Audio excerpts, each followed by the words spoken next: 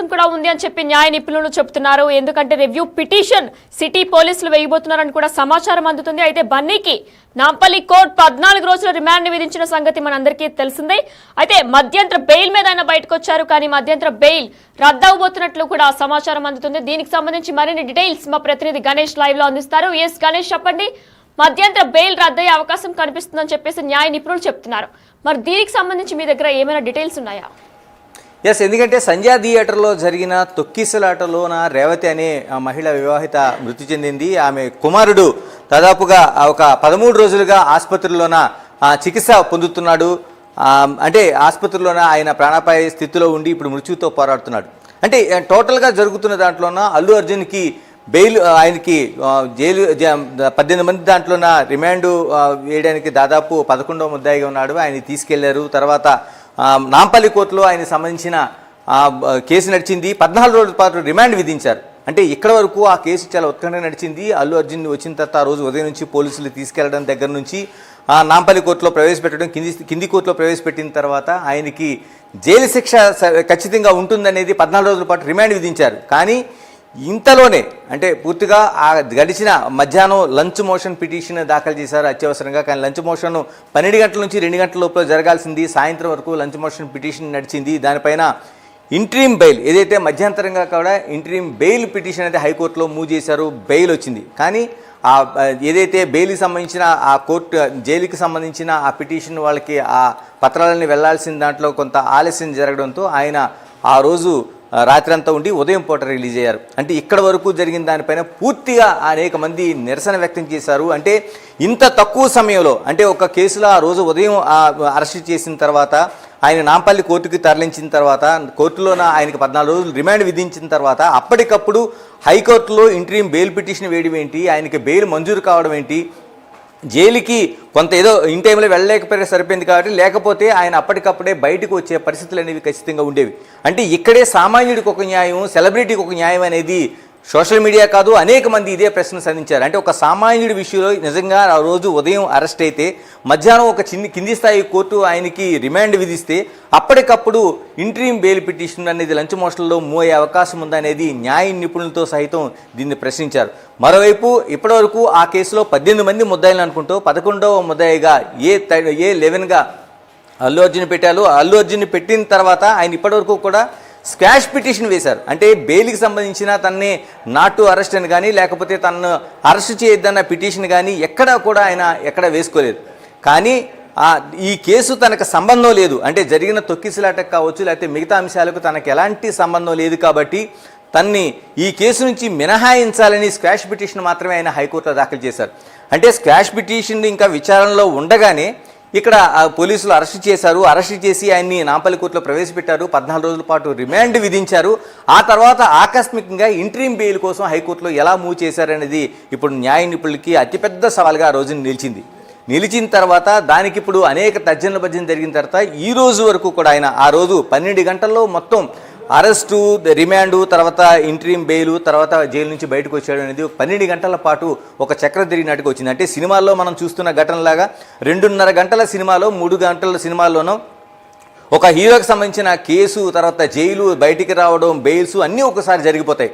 అలాగా అల్లు అర్జున్ ఏదైతే ఈ కేసు ఉందో సంజయ్ థియేటర్ కేసుకు సంబంధించి 12 గంటల్లో మొత్తం జరిగిపోయింది. దీనిపైన ఇప్పటికే అనేక చర్చలు జరిగినాయి. ఇలాంటి పరిస్థితుల మధ్య ఆయన ఇంటికి వచ్చిన తర్వాత జరిగిన హడావిడిని చాలా వరకు సోషల్ మీడియా కాదు బయట సమాజం అంతా కూడా తీవ్ర నిరసన వ్యక్తం చేసింది.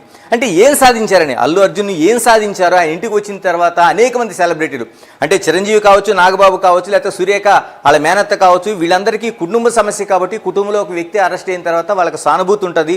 ఆ సానుభూతి తర్వాత వాళ్ళందరూ అక్కడికి వెళ్ళి పరామర్శించడం కావచ్చు, తనకు జరిగిన విషయాన్ని తెలుసుకోవడం కావచ్చు, ఇలాగన్నీ జరుగుతాయి ఒక కుటుంబంలో ఎక్కడైనా జరగాల్సిన అంశాలు. కానీ మిగతా సెలబ్రిటీలు, హీరోలు, దర్శకులు, నిర్మాతలు ఇలా మొత్తం ఓన్లీ పుష్ప 2 సినిమాకి సంబంధించి యూనిటే కాకుండా మొత్తం అందరూ కూడా అక్కడికి వెళ్ళి పరామర్శించడం అనేది చాలా వరకు అనేక చోట్ల విమర్శలకు దారితీసింది, ఒక ఆక్షేపణీయంగా మారింది. ఎందుకంటే ఒకవైపు ఒక కుటుంబం పూర్తిగా ఒక వ్యక్తిని నష్టపోయింది. రేవతి అనే వ్యక్తి అల్లు అభిమానిగా ఆ రోజు మొదటి షో బెనిఫిట్ షో చూద్దామని వెళ్తే అక్కడ ఉండే తొక్కిసలాట్లో అటు అభిమానులు కావచ్చు, లేకపోతే అల్లు అర్జున్ సంబంధించిన సెక్యూరిటీ కావచ్చు, ఆమె గెంటి వేయడం వల్ల కింద పడిపోవడం వల్ల ఈ ఘటన జరిగింది అనేది పూర్తిగా చెప్పిన తర్వాత ఆ కుటుంబంలో రేవతి అనేది ఆమె పూర్తిగా మరణించిన తర్వాత ఆ కుటుంబం అనాథగా మిగిలింది. ఎందుకంటే భాస్కర్ ఆ పిల్లల్ని ఒక చిన్న పాప తర్వాత మృత్యుతో పోరాడుతున్న శ్రీతేజ హాస్పిటల్లో దాదాపుగా 13 రోజులుగా కిమ్స్ హాస్పిటల్లో చికిత్స పొందుతున్నాడు.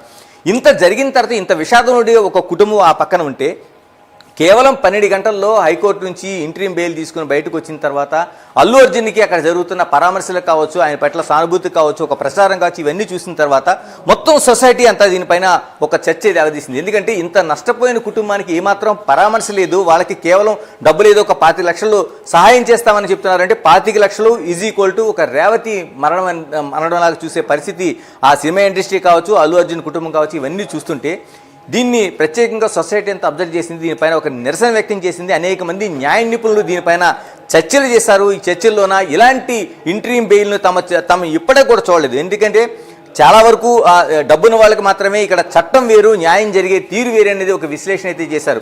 చట్టం తన పని తాను చేసుకుపోతున్న తర్వాత కూడా ఇలాగా ఇంట్రీమ్ బెయిల్ రూపంలో తీసుకురావడాన్ని వాళ్ళు తప్పుపట్టారు. ఒక సామాన్యుడికి ఇలాంటి న్యాయం జరుగుతుందనేది కూడా ఒక ప్రశ్నించారు. అయితే పోలీసులు ఆ రోజున అల్లు అర్జున్కి సంబంధించి ఆ సంజయ్ థియేటర్ రావడానికి అనుమతి కోరిన తర్వాత అనుమతి ఇవ్వకపోయిన తర్వాత కూడా ఆయన రావడం, ఒక ప్రదర్శన చేయడం, ఆ థియేటర్కు ఒక షో చేయడం కోసం ఆయన వెళ్ళిన తర్వాత ఈ తొక్కిసలాట జరిగింది. థియేటర్ యాజమాన్య వైఫల్యంతో పాటు ఖచ్చితంగా హీరో అల్లు అర్జున్ అంతమంది మార్బలంతో తన అభిమానులు చాలా మందితో అక్కడ తొక్కిసలాటకి కారణమయ్యాడనేది ప్రధానమైన కారణంగా 105 కేసు అనేది నమోదు చేశారు. ఎందుకంటే ఒక వ్యక్తి ఒక హత్యకు కారకుడిగా మాత్రమే, అంటే ఆ హత్య జరగడానికి ఎంతో కొంత తన పాత్ర ఉందనేది ఇందులో పూర్తిగా నిరూపణ అయ్యే అంశం. ఇన్ని జరిగిన తర్వాత బెయిల్లో వచ్చిన తర్వాత ఇప్పుడు ప్రధానంగా చర్చ జరుగుతుంది.